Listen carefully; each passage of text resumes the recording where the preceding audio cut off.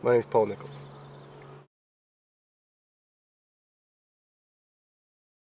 My name is Terry.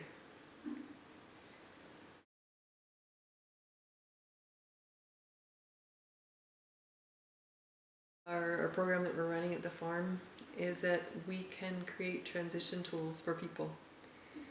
Some awareness and some skills that they can take home with them to families, wives, kids, civilian workplaces, and find a home. Find a place that they can fit, and creating less conflict within our hearts for families and for the veterans.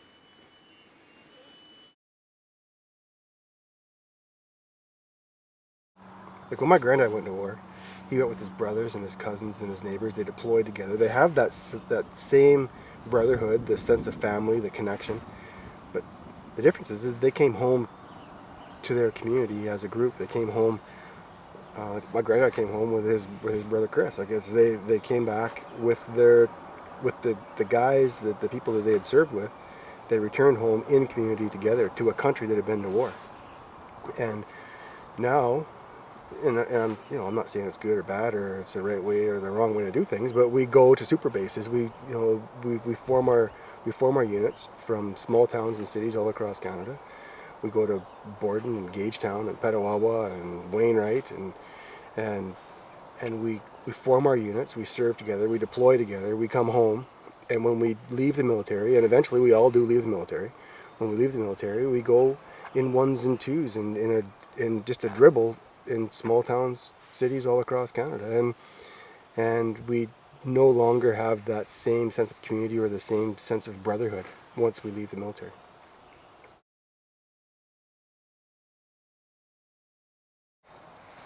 Why horses? Like that is, I get that question a lot, and for me, it's like, why horses?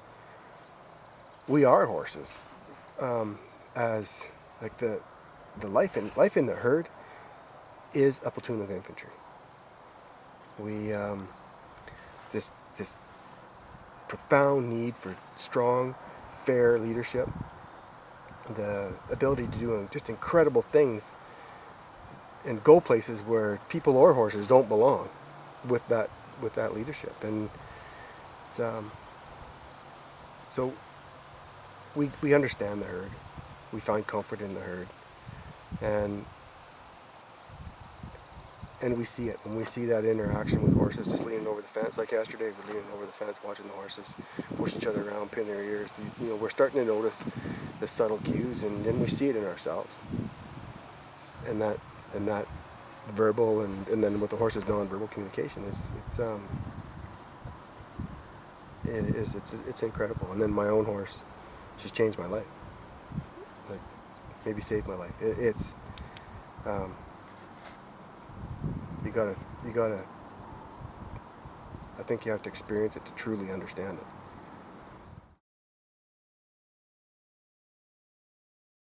It's Paul. Kevin. Lawrence Christensen. I'm Pat. My name is Sylvain Nadeau. My name is Mark.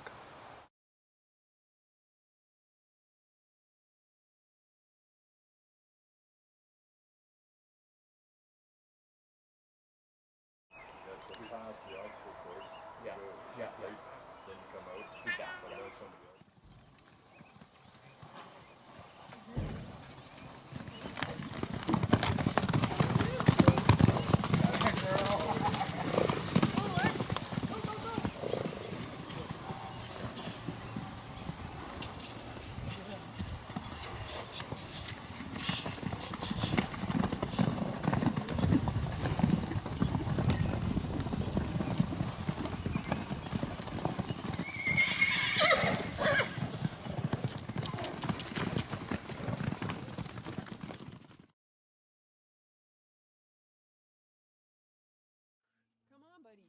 Ah.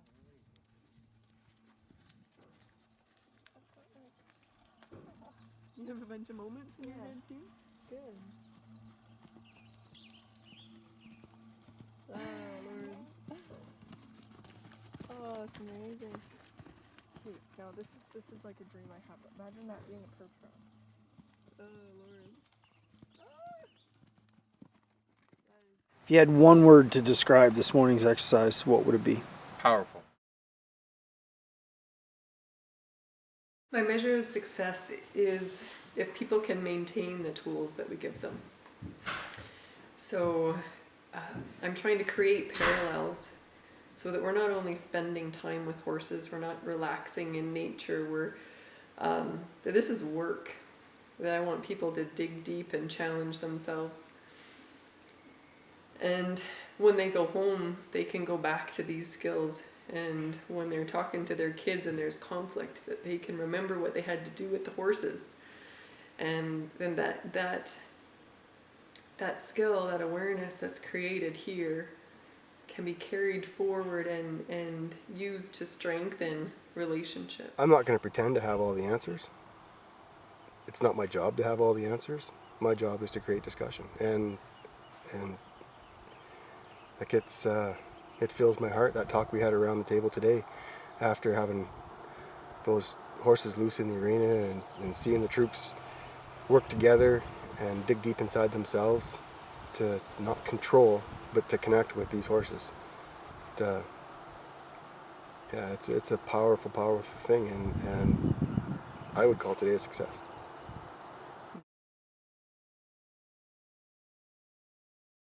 I took part in the ride across Canada with Paul and Terry last year, and seeing what a difference we were able to make for veterans each day, and being a tiny part of that was so amazing for me that I had to come back and I had to keep doing it.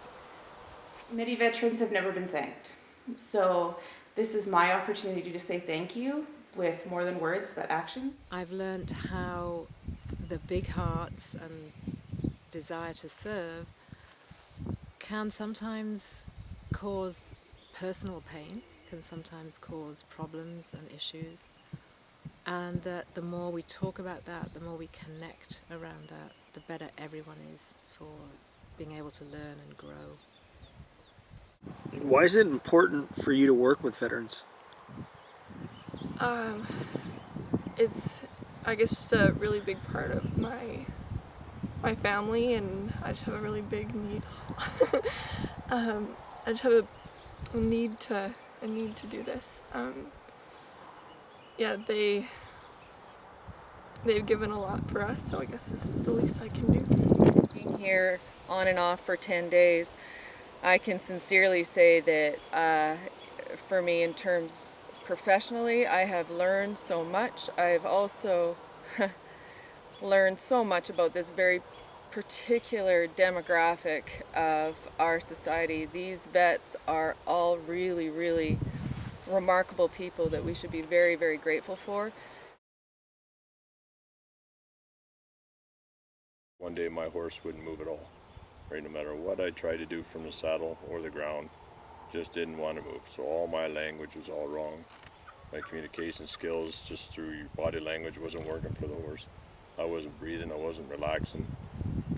But the next day is another day. The horse don't care what happened yesterday, right?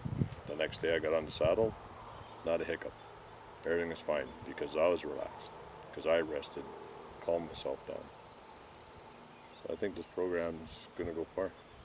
The whole program is exciting, and to be a part of it has been totally amazing.